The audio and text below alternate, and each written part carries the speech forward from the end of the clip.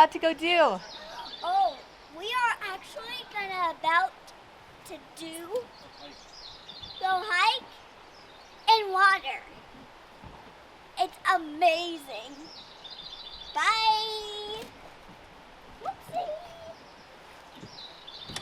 Good morning, adventurers, and welcome to Zion National Park.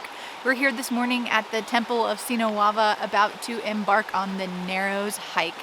I'm equal parts excited and nervous because it is in the 40s outside today, but the water's actually warmer than the temperature outside, so we'll see about this. But given the nature of this hike and the fact that it is through the water, I'm not going to be taking this camera. I'm going to be just taking cell phone footage and piecing everything together. We're super excited about our time here in Zion. We actually got here last night and stayed at the Watchman Campground, which I can highly recommend. It's absolutely beautiful, and for the price of a night's stay, which I think was $35, you just can't beat the views. They are just absolutely spectacular. There's a hotel across the way, I think it's the Lodge, and you have the same views for like a fraction of the price, but it does book up well in advance, so just know that. One of the things that makes Zion so unique, in my opinion, is you have these humongous red cliffs everywhere and these rock faces, and then you have this gorgeous river that just runs alongside the park that you can cool off in. We actually saw some people tubing yesterday. But this is our first time here, and I can definitely understand why this is one of America's favorite national parks that gets the most visitors. One thing that I can tell you guys about the Temple of Sinawava, currently, due to the coronavirus outbreak, we had to get in line this morning at 5:15, and we waited for a good hour to get a spot here for parking because the shuttles aren't currently running. So that was a little bit interesting. We were spot number 78, and they only have 70 parking spots here. So luckily some people went over to Angel's Landing and we were able to get a spot. So we were very, very excited about that. So enough of me talking. We're just gonna go and get in the water. Bye.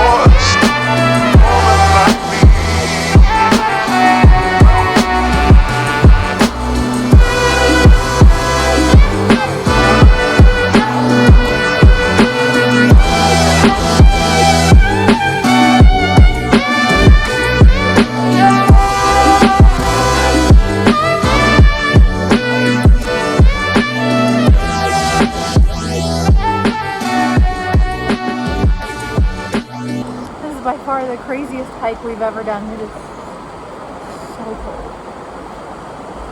Well, I hope you guys enjoyed this footage of the Narrows. I'm so sorry I wasn't able to get more.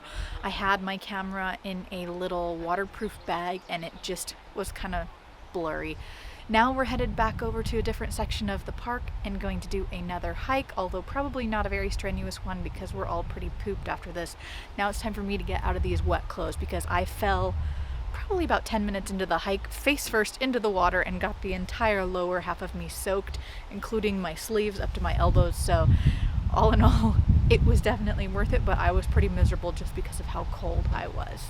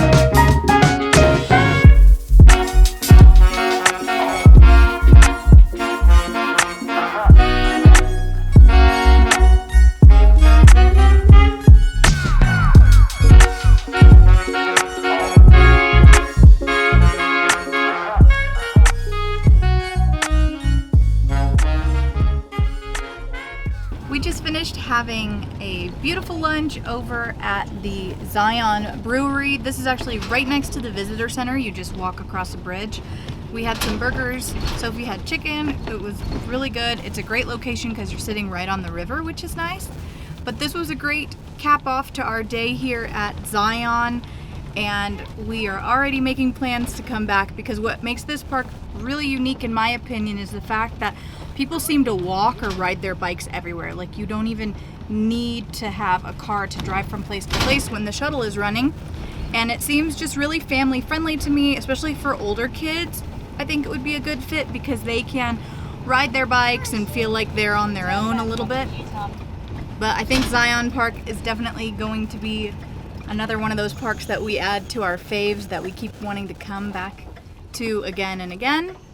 So I hope you guys enjoyed this video. If you did, please leave me a comment below and give me a thumbs up. I'd really appreciate it. What, Sophie? Subscribe. You want them to subscribe? Yeah.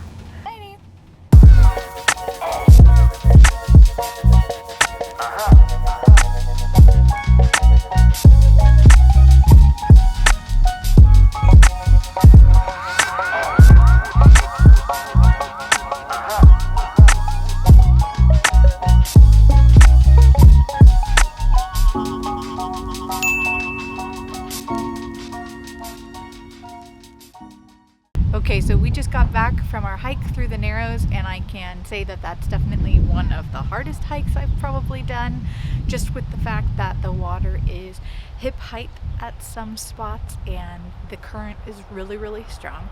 But the good news is I have some tips for you guys. The first piece of advice that I would have is if you have kids under the age of 8, they may not be suited to do this hike. It's too deep at parts and the current is really strong. We did see a couple of kids along with Sophie and they all looked pretty miserable, I have to say.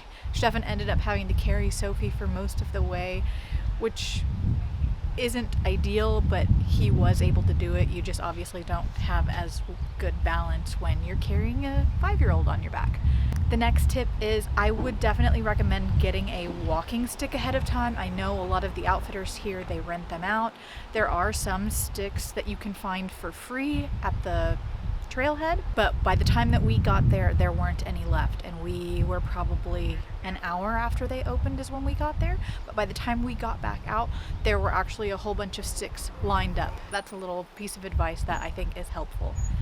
The next thing is if you are cold sensitive, I probably would recommend the neoprene shoes. I wasn't sure at first. I hiked in some old sneakers and was fine, but if you're cold sensitive, I think that the neoprene shoes would work. Now, if you are traveling with kids under the age of 8, I would definitely get the neoprene shoes and maybe even the waterproof socks.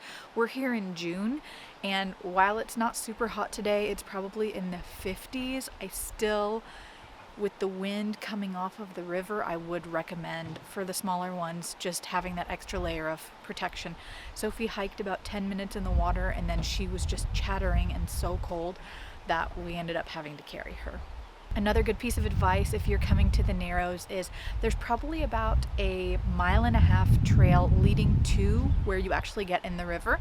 So if you maybe don't want to get in the river, this is still a great spot to see everyone as they're about to hike through it, as well as walking alongside the river the whole way. This Temple of Sinawava area is just really beautiful. You have these giant rock faces on either side of you with the river running through the middle. It's just gorgeous. So a lot of the places do recommend that you start this hike early in the morning if you want to be by yourself.